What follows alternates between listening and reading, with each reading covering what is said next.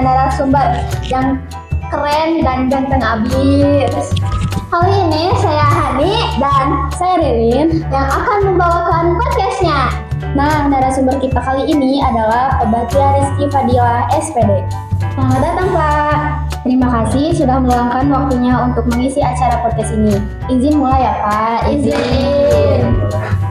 Kenapa pilih jurusan PJOK, Pak? PJOK. Dari awal dulu ya, mungkin awalnya Bapak ngira PJOK itu ya pelajaran yang gampang. Ya, karena kita PJOK itu belajar di lapangan misalkan ya. Tapi setelah melihat ya, kita PJOK itu tidak hanya kita membuat siswa bersenang-senang di lapangan ya, tetapi juga harus mengetahui apa materi yang akan disampaikan gitu. Jadi ketika dulu Bapak ke PJOK itu mengira langsung aja ke lapangan, tapi tidak gitu. PJOK, Bapak memilih PJOK dulu. Kalau awalnya Bapak sebenarnya tidak ingin kuliah ya, tapi karena suatu hal ya, akhirnya orang tua Bapak Memasukkan. Ya, menganjurkan Bapak untuk kuliah. Akhirnya setelah ikut perkataan orang tua, jadi Bapak akhirnya kuliah jurusan PJOK. Apa yang Bapak jadi tahu karena masuk PJOK gitu, yang tadinya nggak tahu jadi tahu gitu? Apa? Nah, jadi sebelum Bapak masuk ke PJOK dan ketemu misalkan lulus ketemu dengan kalian ya, Bapak belum tahu caranya bagaimana mengajar olahraga itu ya. Nah, kemudian setelah kuliah ya, akhirnya Bapak mengetahui bahwasanya ketika mengajar olahraga itu yang perlu kita siapkan itu dari awal tidak hanya siswanya, tetapi Bapak diri sendiri ya, harus bisa menguasai materi, harus bisa mengajak siswa untuk bisa aktif bagaimana, kemudian juga kegiatannya mau bagaimana, Bapak mengetahui apa yang harus bisa disampaikan kepada siswa. Apa suka dukanya jadi guru PJOK, Pak? Suka duka, dukanya banyak, dukanya juga ada. Jadi sukanya itu Bapak memang sukanya olahraga ya. Kalau waktu kuliah itu hampir tiap hari Bapak ada futsal ya, karena hobi Bapak olahraga futsal ya. Tuh sukanya emang olahraga suka ya.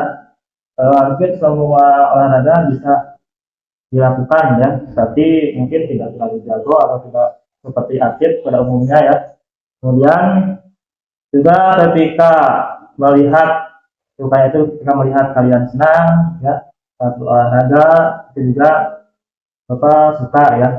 Menjadi hadiah sendiri mungkin buat Bapak melihat kalian ketika olahraga itu tersenyum ya, bisa akrab dengan teman-teman ya, karena salah satunya juga ketika olahraga itu PJOK kita harus bisa bekerja sama dengan teman ya, jangan sampai ada teman yang merasa dikucilkan ya, jangan sampai seperti itu.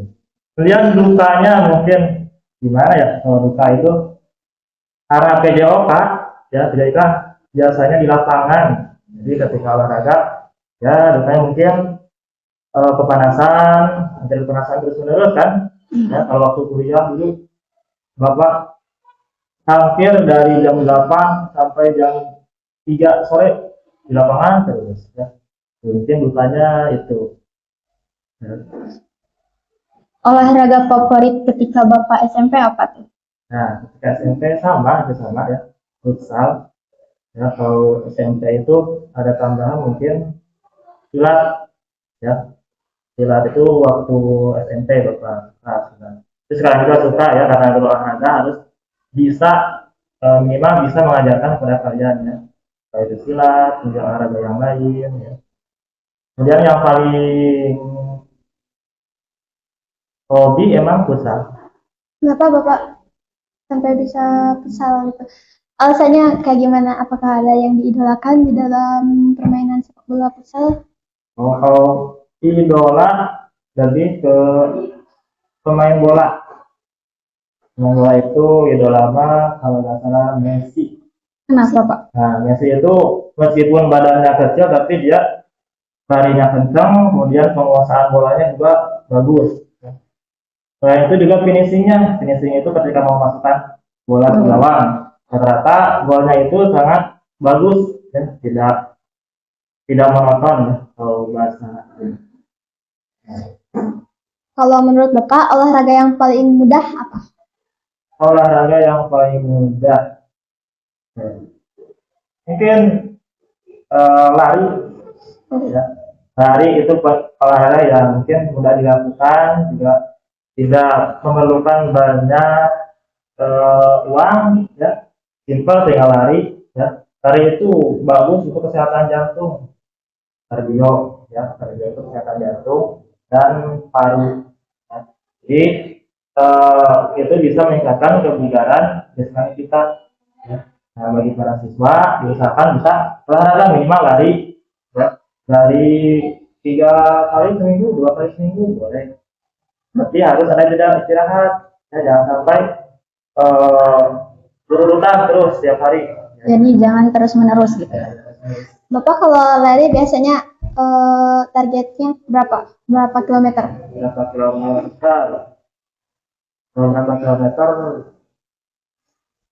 Tergantung sih, biasanya kalau Bapak itu di waktu antara setengah jam atau 1 jam, ya.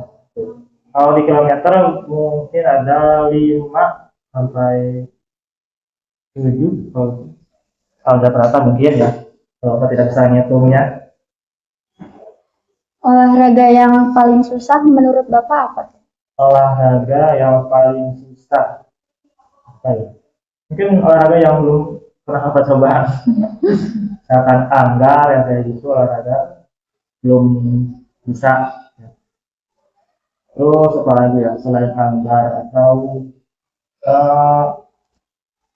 taekwondo, nah, kayak gitu, karena apa belum belajar. Sebenarnya olahraga itu bisa kita lakukan sebenarnya, tetapi harus ada disiplin, ya, dari diri kita masing-masing. Kapan kita ingin belajar silat, berarti kita disiplin terus belajar silat. Nantinya setelah disiplin itu mungkin kita akan sukses di dalam kesehatan tersebut. Atau maupun taekwondo juga sama, harus ada disiplin, ya, dari diri. Bapak kan suka Persib. Siapa pemain favorit Bapak? Persib untuk sekarang mungkin apa ya, Beckham paling. Kenapa tuh? Ya, Beckham itu